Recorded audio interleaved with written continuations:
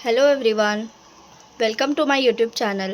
तर आज मी बनवला आहे फ्राईड मोमोज आणि स्टीम मोमोज. हे मी चिकनचा असा खिमा करून घेतला मिक्सर जारमध्ये. मी असं चॉप करून वेजेस घेतलेले आहे. हे किसून घेतलं आहे आणि हे असं बारीक चॉप करून घेतलं आहे. मी इथे कॅबेज घेतलं आहे, कॅरेट घेतलं आहे आणि अनियन्स घेतलेत थोडेसे. सॉसमध्ये हा मी ग्रीन चिली सॉस घेतलेला आहे, रेड चिली सॉस घेतला आहे, डार्क सोया सॉस असं घेतला आहे आणि विनेगर घेतला आहे. सर्वात आधी मी जो चिकन खिमा आहे आपला ते असा यात टाकून घेणार आहे. हा आपला असा चिकन खिमा यात मी टाकला. आता जे काही वेजेस आहेत ते आपण असं डायरेक्टली याच्यामध्ये असं टाकून देऊयात. हे सर्व मी तुम्हाला टाकवून दाखवते.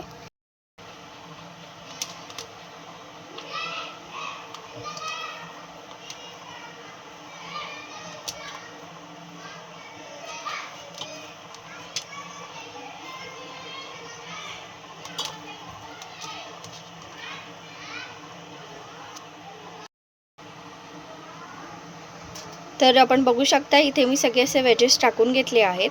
आता सगळे सॉस आपण यात टाकून घेऊयात. सर्वात आधी मी हा डार्क सोया सॉस जे आहे मी ते असं घालून घेणार आहे यात. 1 स्पून. सेम स्पूनने आपण ग्रीन चिली सॉस टाकून घेऊयात. Red soya sauce, red chilli sauce म्हणजे. आता मी यात असं विनेगर टाकणार आहे, एकदम थोडंसं आपण असं विनेगर घातलं आहे. हे शेजवान चटणी आहे, घरात बनवली म्हणून मी अशी एकदम थोडीशीच टाकते. तुम्ही जर बाहेरून आणलात तर तुम्ही 1 चमचा किंवा अजून तुम्हाला तिखट हवं असेल तर तुम्ही अजून टाकू शकता. हे आपण बघू शकता ब्लॅक पेपर पावडरसुद्धा मी यात टाकणार आहे. आता आपण सगळं मिक्स करून घेऊयात.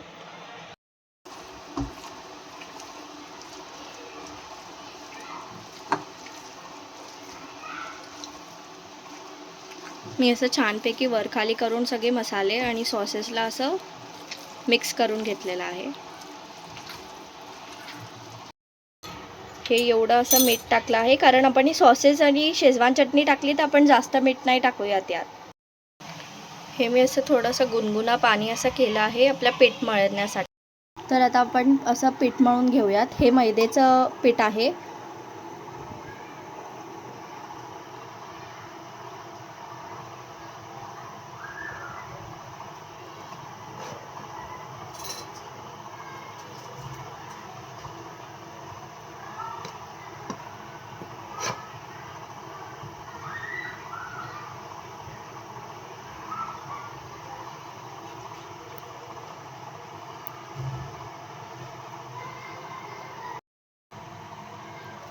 हे मी असं 4 वाटी मैद्याचं पीठ घेतलेलं आहे आणि यात आपण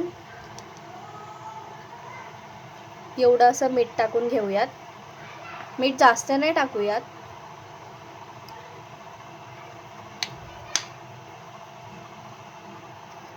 आणि आपण जसं नॉर्मल पीठ मळतो तसंच मळायचं आहे, फक्त यात आपण गरम पाणीचा यूज करूयात.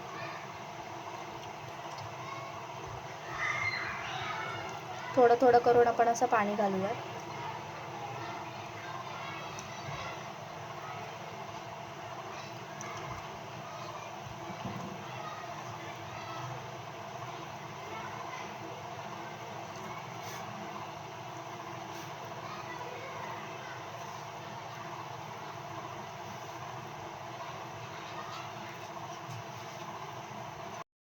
मी हा असा मोठा टोप घेतलेला आहे. आपण एवढंसं पाणी टाकून घेतलं आहे. आता आपण गॅसची फ्लेम ऑन करून याला थोड्या वेळसाठी उकळी येऊन देऊयात पाणीला. डो असा रेडी झालेला आहे. आता याला मी असं 15 मिनटं याच्यावर प्लेट झाकून रेस्टसाठी ठेवणार मी याला. असं छानपैकी आपण असं ब्रशनी असं जास्त तेल नाही घेऊयात, नाहीतर मग खूप ऑइली होऊन जाणार ते.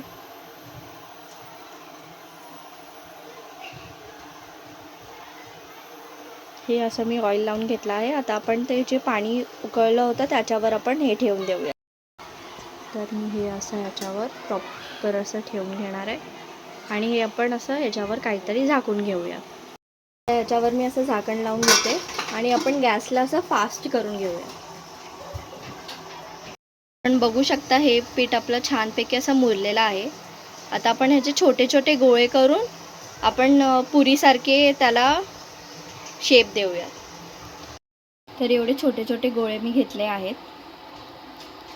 त्याला आपण असं मैद्याच्या पिठात डिप करून आपण असं लाटून घेऊया छोटे छोटे.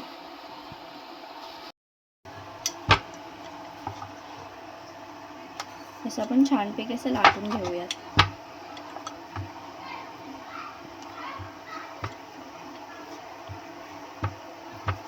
जास्त पातळ पण नाही, जास्त जाड पण नाही, आपण मीडियम असं ठेवूयात. स्टफिंग पण आपण असं साईडला ठेवलं होतं ना मुरण्यासाठी, ते मुरलेलं आहे. हे असं टाकून घेऊयात.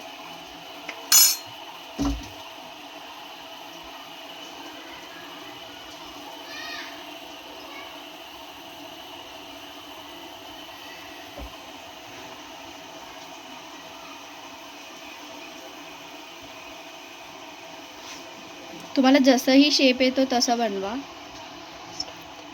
आणि फर्स्ट ट्रायमध्ये कधीही असं छानपैकी होणार नाही. तुम्ही बनवत राहिलात तर तुमचं अजून छानपैकी होऊन जाणार ते.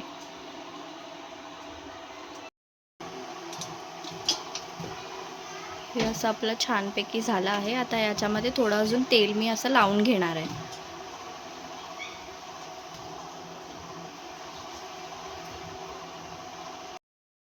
स्टिक नाही होणार म्हणून आपण असं जास्त तेल लावू शकता ह्याच्यामध्ये. आणि जे मोमोज मी बनवले त्याला असं एक एक करून ठेवणार आहे.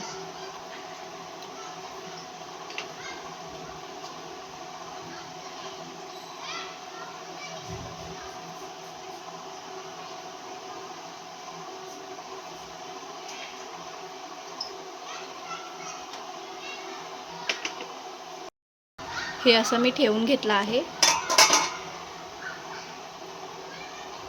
आता आपण याच्यावरती झाकण ठेवून घेऊयात आणि आपली जी फ्लेम स्लो केली होती त्या फ्लेमला आपण फास्ट करूयात.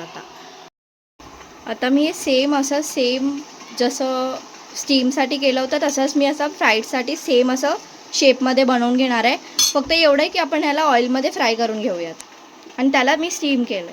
मी असं पॅनमध्ये ऑइल टाकून घेतलं आहे. आता हे ऑइलसुद्धा गरम झालेलं आहे. हे थोडं अजून गरम झाल्यानंतर यात मी मोमोज सोडून छानपैकी असं फ्राय करून घेऊया.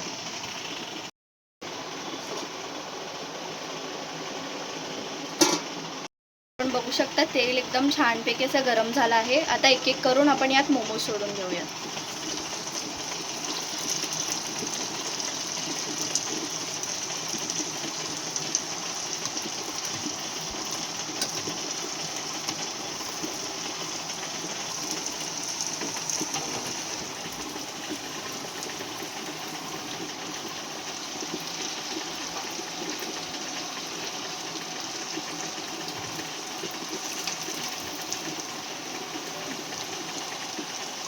थोडा ब्राऊन झाला की आपण त्याला असं टर्न करून घेऊयात.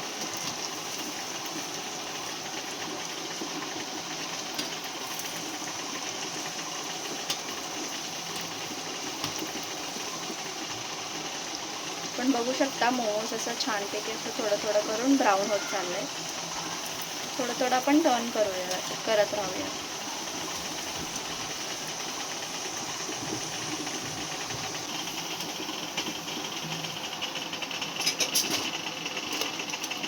बाकी पण आपण सेम असं करून घेऊयात.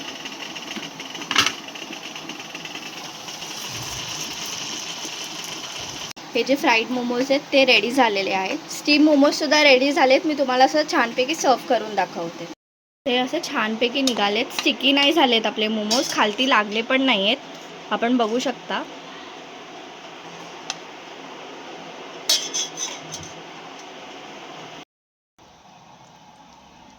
आपण बघू शकता किती ज्युसी झालेला आहे आपला हे फ्राईड मोमोज.